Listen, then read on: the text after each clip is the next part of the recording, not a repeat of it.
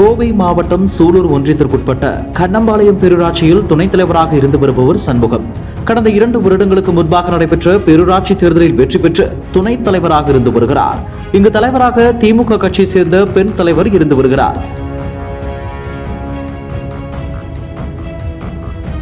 திமுக தெற்கு மாவட்ட செயலாளர் தளபதி முருகேசனின் தம்பியின் மனைவி ஆவார். இந்நிலையில் துணைத் தலைவராக சண்முகம் பதவியேற்ற நாளிலிருந்து பேரூராட்சி தலைவருக்கு துணைத் தலைவருக்கும் இடையே கருத்து வேறுபாடு இருந்து வந்துள்ளது.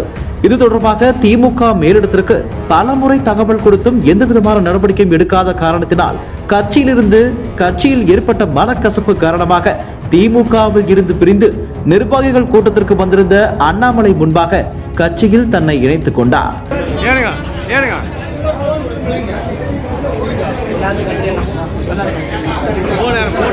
முன்னதாக துணைத் தலைவர் சண்முகம் வீட்டிற்கு வருகை தந்த அண்ணாமலை துணைத் தலைவர் சண்முகத்திற்கு சால்வை அணிவித்து வரவேற்றார். பின்னர் கட்சியில் தன்னை இணைத்துக் கொண்டதால் அவரது காரில் இருக்கும் கட்சி கொடியை அகற்றி பாஜக கட்சி கொடியை கட்டுமாறு அண்ணாமலையிடம் துணைத் தலைவர் சண்முகம் பணிந்துள்ளார்.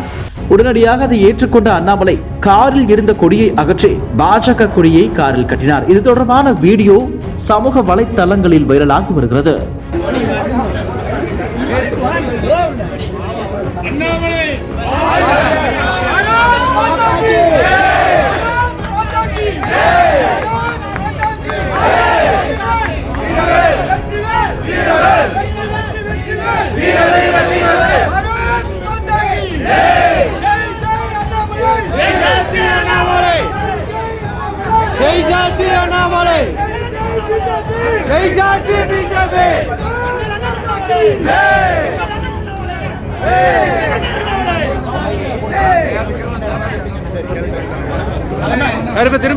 இதுபோன்ற செய்திகளை மேலும் தெரிந்து கொள்ள எங்களது யூடியூப், Facebook மற்றும் Twitter ஆப்களை சப்ஸ்கிரைப் செய்யவும்.